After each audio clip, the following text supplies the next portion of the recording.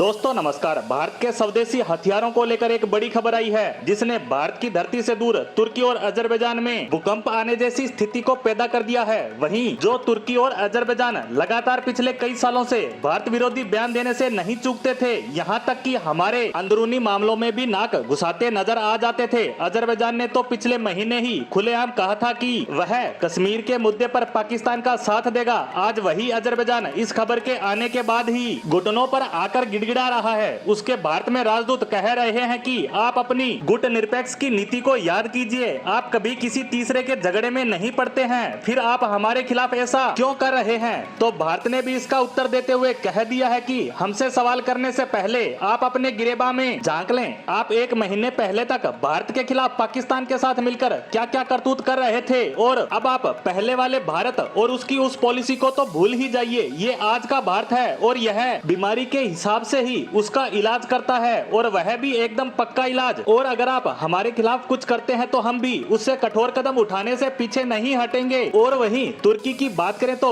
उसकी हालत भी बुरी है। भारत ने तुर्की का भी इलाज करना शुरू कर दिया है। दरअसल हुआ कुछ ऐसा है कि सोशल मीडिया पर एक छोटा सा वीडियो वायरल हो रहा है जिसमें कुछ ट्रक जाते नजर आ रहे हैं जिनको नीली पन्नी से ढका हुआ है। दरअसल ये ट्रक भारत के बताए जा रहे हैं जो ईरान में जाते हुए दिख रहे हैं, और ये यहाँ से आर्मेनिया हथियार लेकर जा रहे हैं। दरअसल इस पूरे मामले की शुरुआत होती है कुछ महीने पहले, जब आर्मेनिया ने भारत को हथियारों का बहुत बड़ा ऑर्डर दिया था जिसमें तोपों के साथ ही अलग अलग तरह के छोटे बड़े हथियार थे। तब कहा गया था कि आर्मेनिया भारत से जल्द ही इन हथियारों की सप्लाई चाहता है, और अब इसी वीडियो के माध्यम से बताया जा रहा है कि इन ट्रकों से इराक के रास्ते इन्हीं हथियारों की सप्लाई आर्मेनिया को शुरू कर दी गई है। कहा तो यहाँ तक जा रहा है कि ये सारे हथियार आर्मेनिया पहुंच भी चुके हैं, और जैसे ही यह खबर वायरल होती है तो तमाम देशों के मीडिया की सुर्खियां बन जाती हैं। सभी देशों में इसको लेकर चर्चा की जा रही है कि कैसे भारत ने एक तीर से दो शिकार कर डाले, और ये दो शिकार है तुर्की और अजरबैजान, जो लगातार पाकिस्तान का साथ देकर कश्मीर के मुद्दे को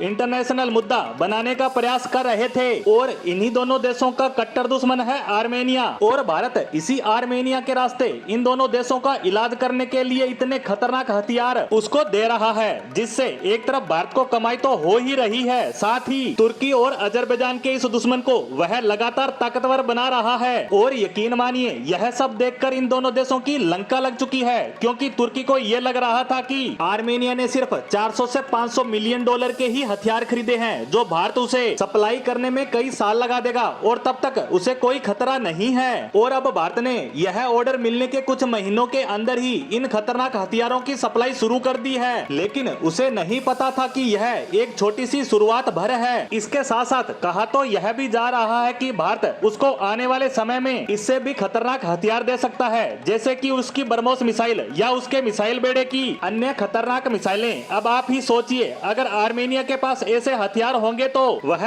इन दोनों देशों के खिलाफ इन्हें इस्तेमाल करेगा ही करेगा, क्योंकि इन देशों में लगातार कई सालों से संघर्ष चलता आ रहा है। और 2 साल पहले तो आर्मेनिया और अजरबैजान में युद्ध भी हुआ था, जिसमें तुर्की ने अजरबैजान का खुलकर साथ दिया, जिसके कारण आर्मेनिया की बुरी तरह से हार हुई थी। और इसी कारण तुर्की और अजरबैजान डरे हुए हैं कि कहीं भारत ने अपने हथियारों की सप्लाई बड़े लेवल पर आर्मेनिया को करना शुरू कर दिया तो लेने के देने पड़ जाएंगे। और इसी कारण तुर्की और अजरबैजान जो भारत को आंख दिखाते थे, वही आज डिप्लोमेटिक कनेक्शन बिठाने का प्रयास कर रहे हैं और कह रहे हैं कि आप ऐसा मत कीजिए, आप तो गुट निरपेक्ष नीति पर चलने वाले देश हैं। लेकिन भारत अब कहां रुकने वाला है, वह इन दोनों देशों का इलाज पक्के से करके ही रहेगा। इसी के साथ आर्मेनिया को हथियार सप्लाई पर हमारी आज की पोस्ट को यहीं समाप्त करते हैं। धन्यवाद।